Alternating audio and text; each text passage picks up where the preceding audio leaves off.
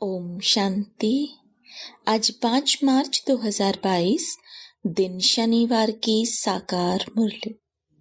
आइए अब सुनते हैं मीठे बाप दादा के मधुर महावाक्यों को। मीठे बच्चे, बाप से तुम्हें सुमत मिली है, तुम्हारी बुद्धि का ताला खुला है, इसलिए तुम्हारा कर्तव्य है सबको अपनी बुद्धि का सहयोग देना।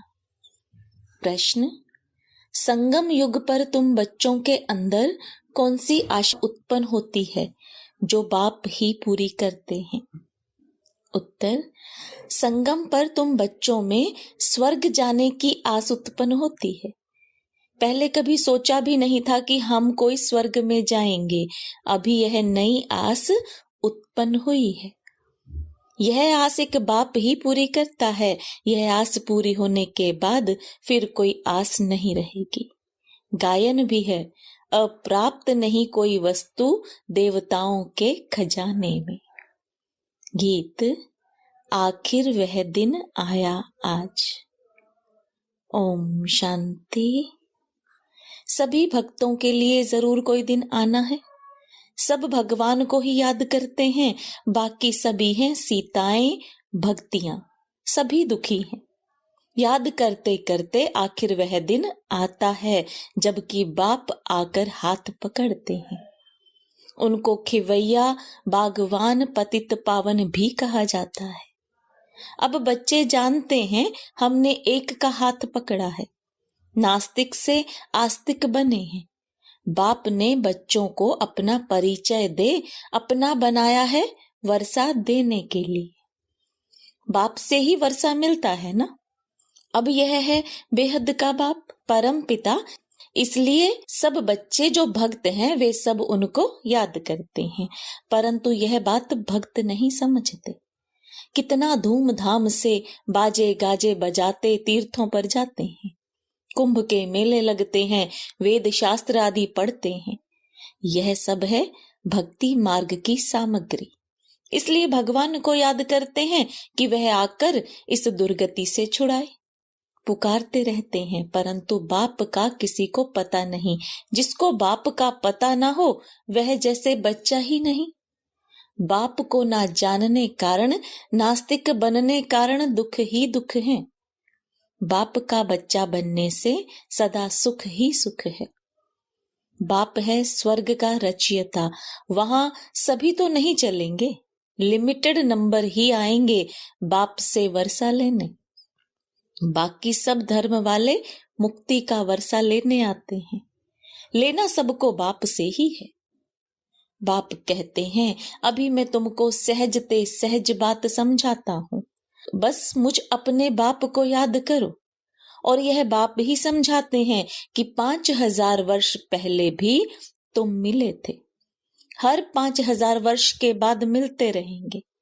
अपने लिए तो जैसे पुरानी बात है, कल्प कल्प तुम राज्य गंवाते हो और फिर पाते हो। 84 जन्म तुम ही लेते हो। यह है बहुत जन्मों के अंत का जन्म। तुम समझते हो हम पहले क्षीर सागर में थे, फिर आकर विषय सागर में फंसे। क्षीर सागर व विषय सागर कोई है नहीं, परंतु पावन थे, फिर माया रावण ने पतित बनाया। अब फिर बाप पावन बनाने आए हैं। गीत में भी कहते हैं, आखिर वह दिन आया आज। भक्ति मार्ग में तुमको कोई यह आस नहीं थी कि हम स्वर्ग के मालिक बने। यह बात तो बुद्धि में थी ही नहीं। यह बाबा भी बहुत गीता पढ़ते थे, सुनते थे, परंतु यह आस नहीं थी कि हम राजयोग सीख नर से नारायण बनेंगे। तो अनायास ही बाप ने आकर प्रवेश किया।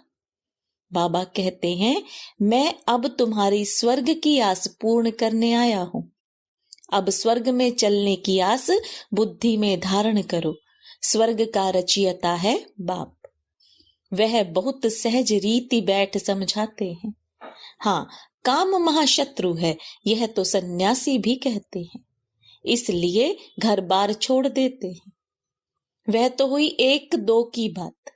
उनका निवृत्ति मार्ग का पाठ ड्रामा में है।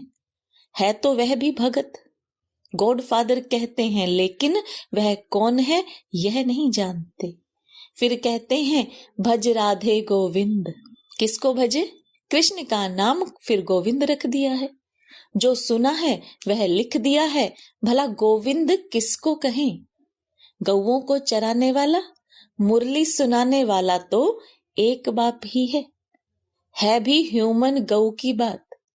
आगे तुम भी कुछ नहीं समझते थे, अभी बाप ने आकर सुमत दी है। माया रावण कुमत देते हैं, बाप सुमत देते हैं। सुमत है शिव बाबा की और कुमत है रावण की। सुमत माना श्रीमत, कुमत माना झूठी मत। अभी तुम कॉन्ट्रास्ट को जानते हो। हम झूठी मत पर थे, स्वर्ग की आस तो थी नहीं। अभी बाप ने नई आस प्रकट की है, वहां कोई अप्राप्त वस्तु होती नहीं जिसके लिए माथा मारना पड़े। अब तुम सबकी नई आस है। भल पुरुषार्थ नंबर वार करते हो, बाप तो नंबर 1 मत देते हैं ना।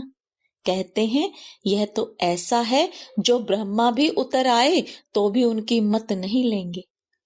यह पिछाड़ी की महिमा है। तुम्हारी महिमा पिछाड़ी में गाई जाएगी। जब तुम संपूर्ण बन जाएंगे तब वाह वाह निकलेगी। अभी तो चढ़ते गिरते रहते हैं, अभी अभी खुशी में नाचते, अभी अभी मुर्दा बन पड़ते। माया भिन्न भिन्न प्रकार से ठोकर मार देती है, कहाँ ना कहाँ सूत मुझा देती है। जो श्रीमत को छोड़ रावण की मत पर चल पड़ते हैं, फिर चिल्लाते रहते हैं। बाबा कहते हैं कदम कदम पर सावधानी लेते रहो। श्रीमत पर चलने में ही तुम्हारा कल्याण है।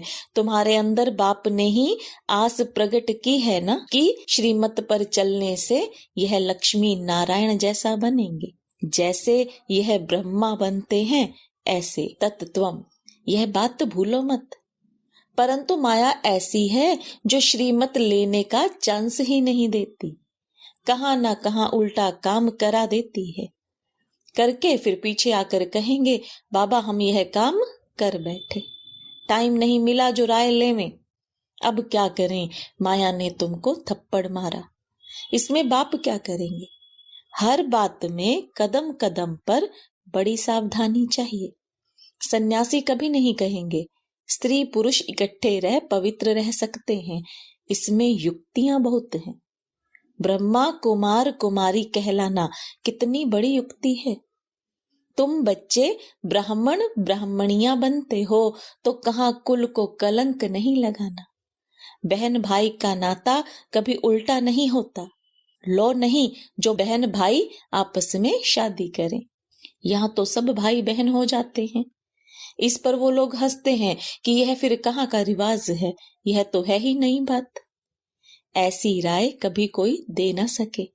कोई पूछे तुम बीके हो तो भाई बहन हो गए, तो बुद्धि में बिठाना है, क्योंकि सबकी बुद्धि का ताला बंद है। पत्थर बुद्धि है तो तुमको उनकी बुद्धि का ताला खोलना चाहिए।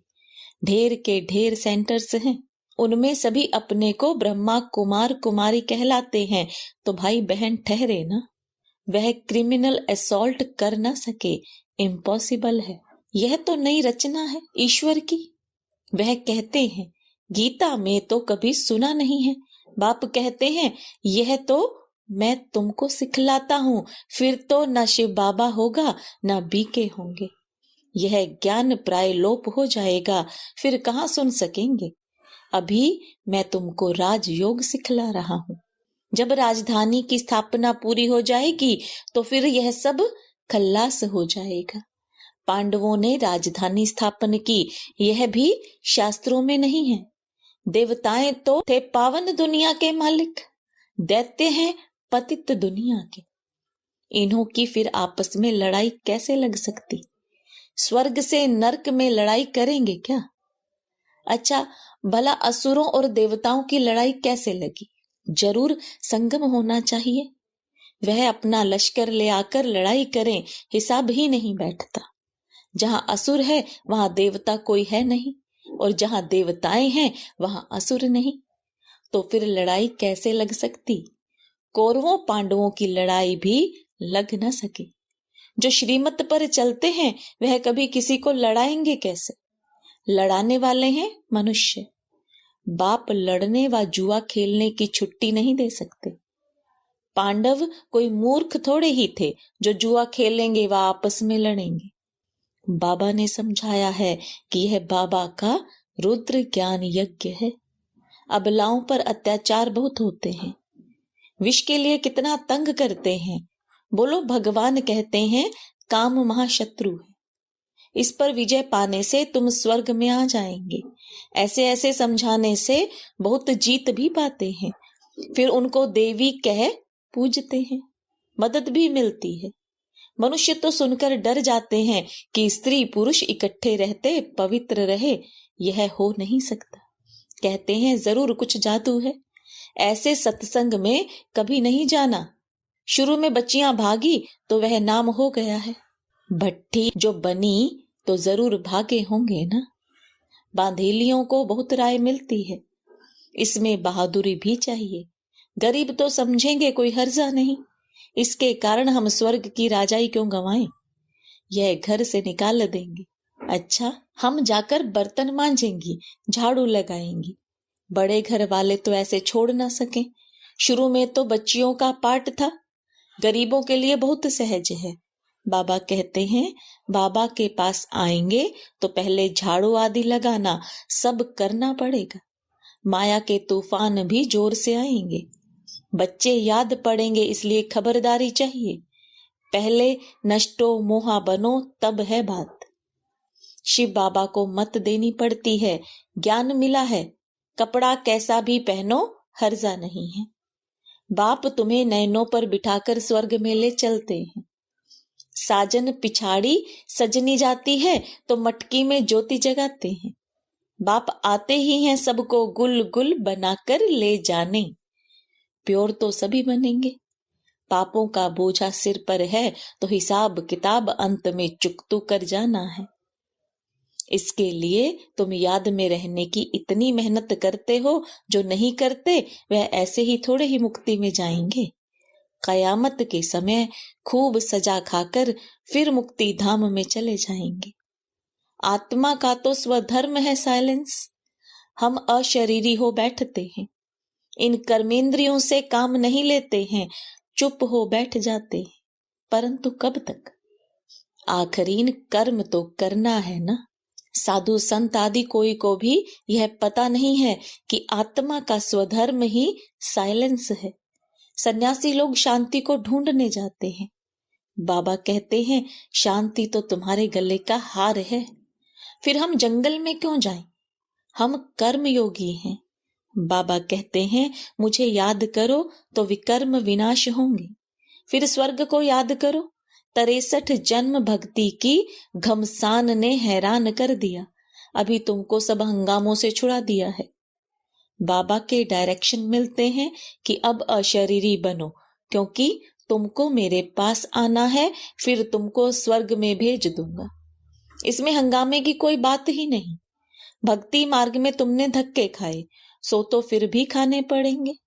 सबको पुनर्जन्म लेते लेते तमो प्रधान बनना ही है। अच्छा, मीठे मीठे सिकिलदे बच्चों प्रति माता पिता बाप दादा का याद प्यार और गुड मॉर्निंग। रूहानी बाप की रूहानी बच्चों को नमस्ते।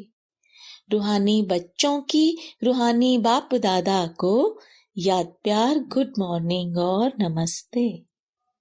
धारणा के लिए मुख्य सार: कदम कदम पर बड़ी सावधानी से चलना है। श्रीमत पर मूंझना नहीं है, कभी कुल को कलंक नहीं लगाना है। बाप के पास जाने के लिए पुराने सब हिसाब किताब चुकतू करने हैं। अशरीरी बनने का पूरा अभ्यास करना है। वरदान: बाप की समीपता के अनुभव द्वारा स्वप्न में भी विजयी बनने वाले समान साथी भव। भक्ति मार्ग में समीप रहने के लिए सत्संग का महत्व बताते हैं। संग अर्थात समीप वही रह सकता है जो समान है। जो संकल्प में भी सदा साथ रहते हैं वह इतने विजयी होते हैं जो संकल्प में तो क्या, लेकिन स्वप्न मात्र में भी मायावार नहीं कर सकती। सदा माया जीत अर्थात सदा बाप के समीप संग में रहने वाले। कोई की ताकत नहीं जो बाप के संग से अलग कर सके। स्लोगन, सदा निर्विघ्न रहना और सर्व को निर्विघ्न बनाना, यही यथार्थ सेवा है। ओम शांति। अनमोल ज्ञान रत्न दादियों की पुरानी डायरी से। अपने निश्चय में स्थित हो अपनी कल्प पहले वाली नूंद को बनाना है। ऐसे नहीं कि नूंद अनुसार निश्चय करना है। कई समझते हैं कि यह ज्ञान तो मेरे भाग्य में ही नहीं है, ऐसा नूंधा हुआ है। लेकिन नहीं, यह निश्चय अवश्य रखना है कि मेरे भाग्य में नूंद है। पुरुषार्थ करके अपनी प्रारब्ध बनानी है, क्योंकि विराट फिल्म अनुसार बनी हुई तो है, लेकिन पुरुषार्थ से इस बनी को बनाना है। बनी सिद्ध ही तब होगी जब बनी को मालिक बन बनावे।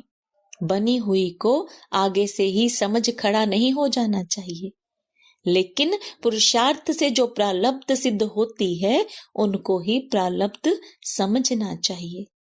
यही ज्ञान है। बाकी नूंद समझ पुरुषार्थहीन हो जाना, यह अज्ञान है। अच्छा, ओम शांति।